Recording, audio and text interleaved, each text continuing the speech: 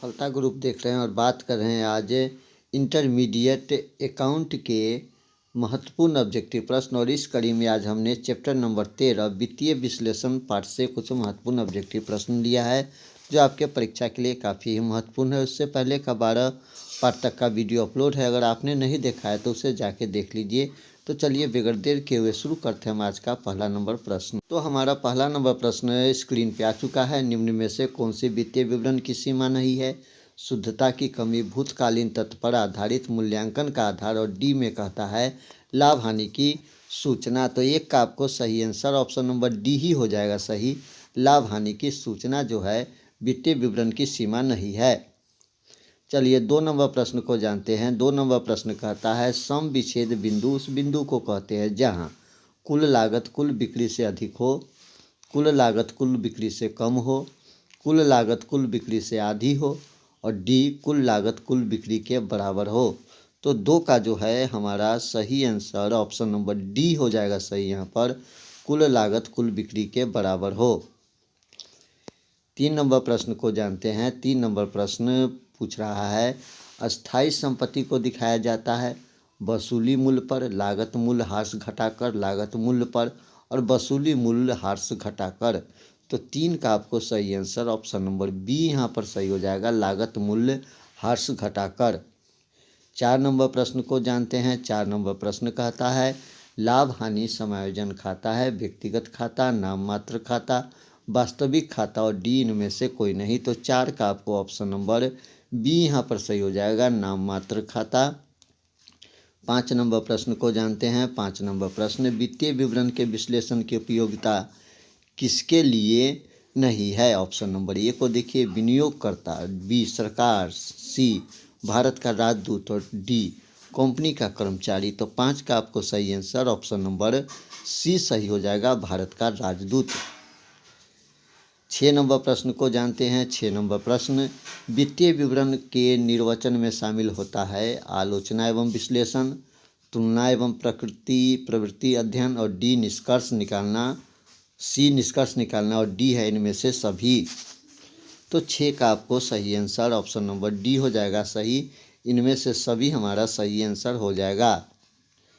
7 number प्रश्न को जानते हैं। 7 नंबर प्रश्न इनमें से वित्तीय विवरण के हित रखने वाले पक्ष है प्रबंधक, वित्तीय संस्था, लेनदार, और डी इनमें से सभी। तो 7 का आपको सही आंसर ऑप्शन नंबर डी हो जाएगा यहाँ पर, इनमें से सभी।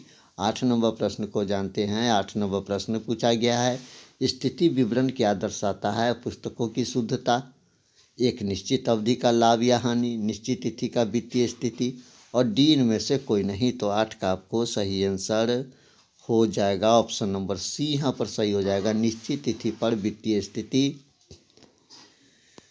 9 नंबर प्रश्न को जानते हैं। 9 नंबर प्रश्न आय विवरण क्या दर्शाता है? पुस्तकों की शुद्धता, एक निश्चित अवधि का लाभ अथवा हानि, रोकड़ बही का शेष, और डी इनमें से कोई नहीं।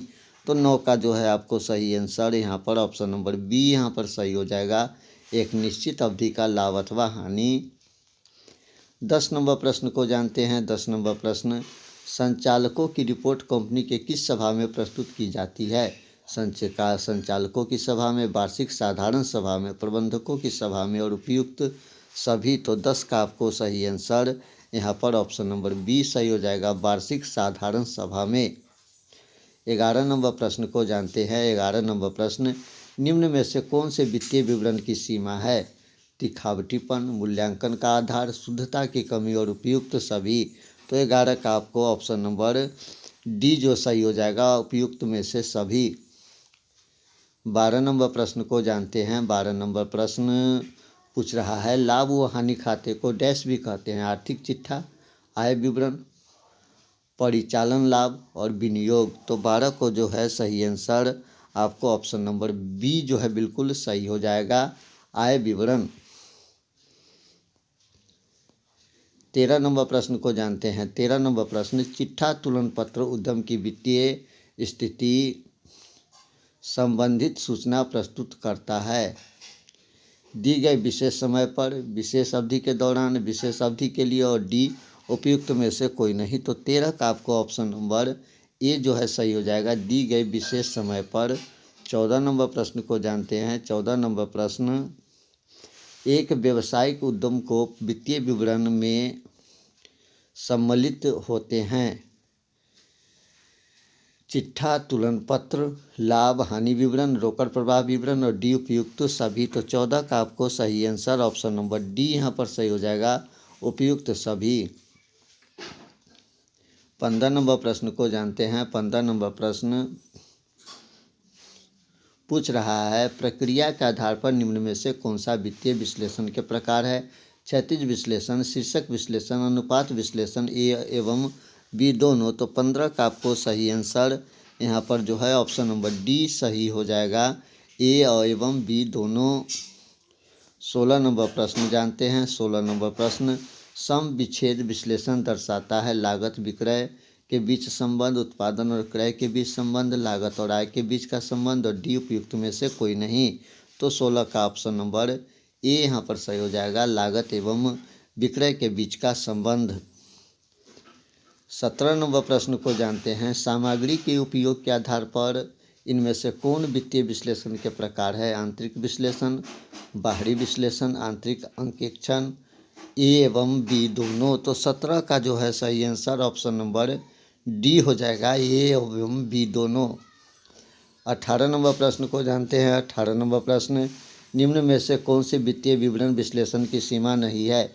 वित्तीय स्थिरता का ज्ञान होना, झूठे दिखावे से प्रभावित होना, मूल स्तर पर परिवर्तन को प्रकट न करना और गुणात्मक विश्लेषण का अभाव।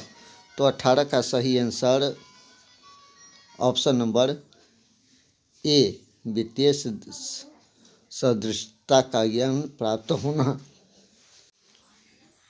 19 नंबर प्रश्न,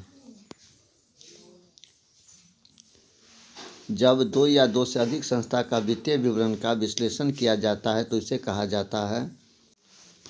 तो ऑप्शन नंबर ए,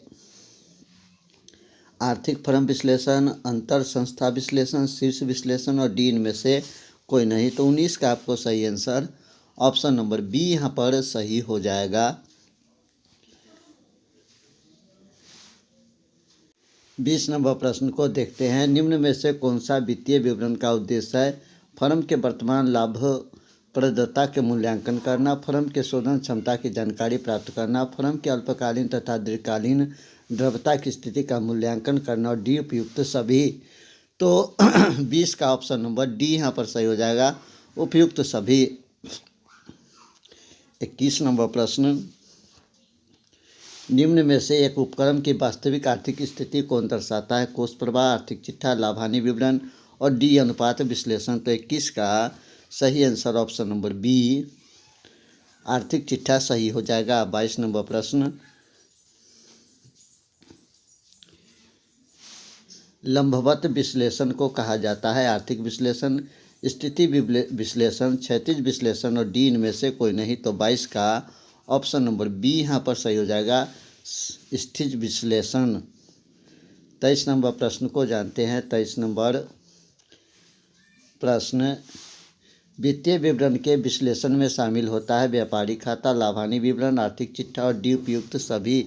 तो 23 का ऑप्शन नंबर डी, उपयुक्त सभी। 24 नंबर प्रश्न, वित्तीय विश्लेषण उपयोगी है विनियोगकर्ता के लिए, अंशधारी के लिए, ऋण पत्रधारी के लिए और डी उपयुक्त सभी के लिए। तो 24 का ऑप्शन नंबर डी यहाँ पर सही हो जाएगा। तो ये था अकाउंट का कुछ महत्वपूर्ण ऑब्जेक्टिव का प्रश्न। मिलते हैं अगले वीडियो में, तब तक इजाज़त, नमस्कार, जय हिंद।